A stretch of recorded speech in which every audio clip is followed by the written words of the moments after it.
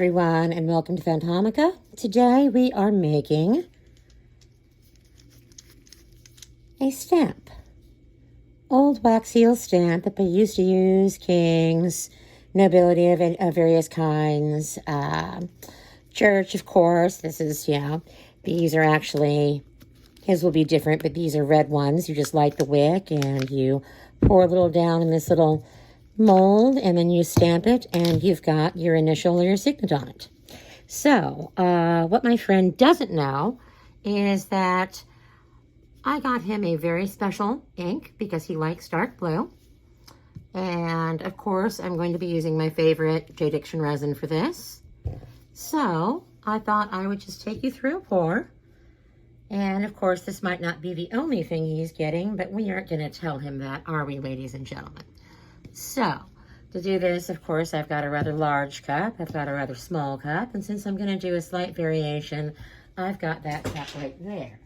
So, since I want 2 of these, and I do in fact have them, it just depends on how the effect is and whether or not I want to keep this, because gold kind of bothers me. I don't know why. But since this is gold, I do kind of maybe want that reflected in a little metallic, gold in the blue, but we shall see. So anyway, we're going to go ahead and get pouring. Now, I always start with my B and then add my A. And don't worry, I will speed this up so you don't have to see me mixing resin for 4 minutes straight. So what I'm going to do here, because I want rather a lot of it, is I'm going to go ahead and give myself 200 mils of B. Because even though resin is expensive, what's the price on making somebody happy on their birthday? Especially since he doesn't like his birthday. I'm kind of the same way. Maybe you are too. Maybe you've just had a few too many that were bad. We all have these little anniversary reactions. But the best way to deal with that is to make new memories, and instead of celebrating your birthday, celebrate your unbirthday like they did in Alice in Wonderland. So, we are going to celebrate his unbirthday, and I am just going to make him whatever it is the heck that I want. Because that's the nice thing about owning your own resin shop. No one can tell you no. So, there's my B. And here is my A. 200 of each. The thing about resin art is that you can get a little kit and it's 30 bucks and you go, oh, this is going to be great. And then you buy the mold and then you realize the other $150 worth of stuff you need. By the time you're all said and done, and you've got to watch somebody do it a lot and you've got to practice it a lot, and it's very expensive. So it's not something that I really recommend. I mean, if you want to get into it at home, I'm going to teach you how, certainly. It's just, beware of, that you could get yourself into a really, really pricey situation very, very fast. So often it's just, if you want just one specific piece, unless you really want to go for it and have all the stuff, just go to a resin artist, because we're used to it. We know how the epoxy works. We know how to avoid bubbles and all sorts of other fun stuff. And you're just not going to know all that stuff unless you watch a lot of YouTube and practice it a lot. So I got this blue for him, and it is called Indigo. I think it's just going to be fantastic. I am just so excited for him, because that way it's his own specific color. And yes, I'm adding a lot. No, I'm not really measuring it. Now, that is a beautiful dark blue. I do think that he might want it a little darker, but that's okay. I really do rather like it. So, what we're going to do is I'm going to start my timer, and don't worry, I will edit this out or speed this up. So, all right, this looks lovely.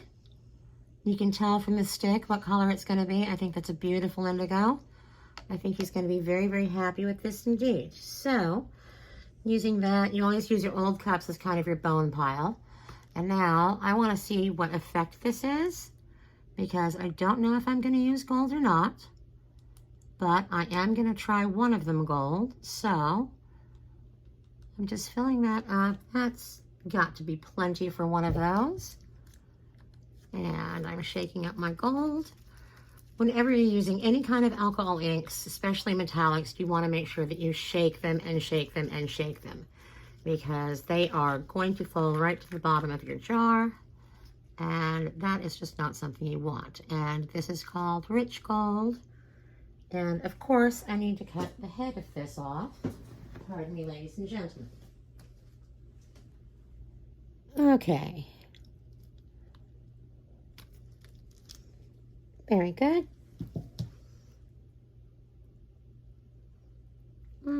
Okay, not enough.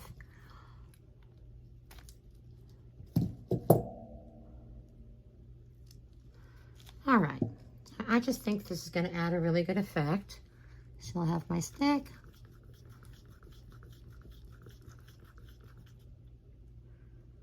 Can't really tell it's there. You look on my stick. I cannot really see that. Can you guys? I can't. So, there we go. Like I said, it just does not want to. These metallics are just notorious. You can shake them, and then the next second, they're back in the bottom. So, that really added nothing at all that I can see. And I am not entirely sure why. That doesn't make any sense. But we have so much more of the other material that it doesn't matter. Even if I mess this up, it's just totally fine, guys. So I'm going to shake the crap out of this.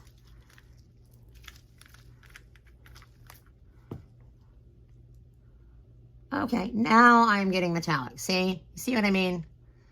Yeah, you totally just got to shake them and shake them and shake them. And that's why. They just will not produce much. They all want to fall right to the bottom. Still not seeing much of an effect. That's okay. I have something a little bit more reliable. Here we go. This is called flex. This is what we want. Or at least that's what we think we want.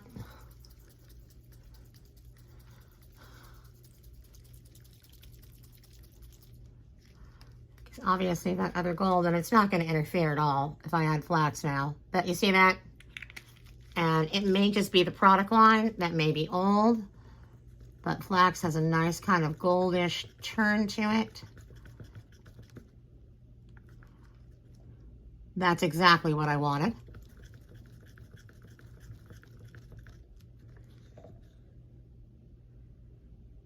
That's blue, but it's still very gold. I love it very much. So, it's a little extreme. It's a little bit more than I wanted, but that's totally okay because, like I said, this is just an experiment. So, what I'm going to do is I'm going to fill this guy right here up with this, and this guy up here with regular blue. Now, I am not going to I might put them in the curing machines. So, to do that, I have to take these gloves off because it's totally safe to do that now. I'm pretty good about not getting stuff on myself. Although, I should get this resin, these resin bottles, out of our way because we are done with them.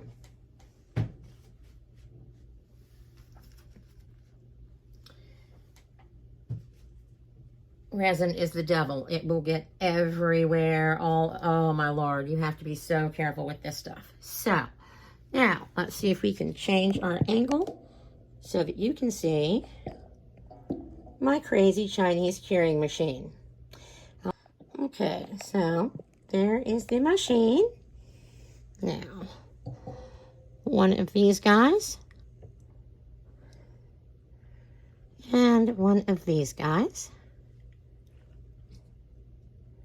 So one, we're going to fill up with the gold.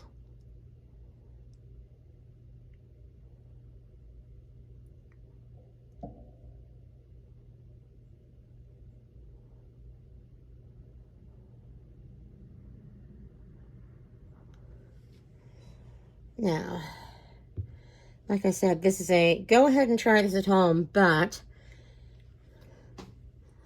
I have a slight advantage over everybody here. So I've practiced this a lot. Okay, that dripping down the side a little bit will not make any difference whatsoever. So, all right, since that's all that my friend is allowed to see, we will film part 2 later. Thank you, guys. Bye.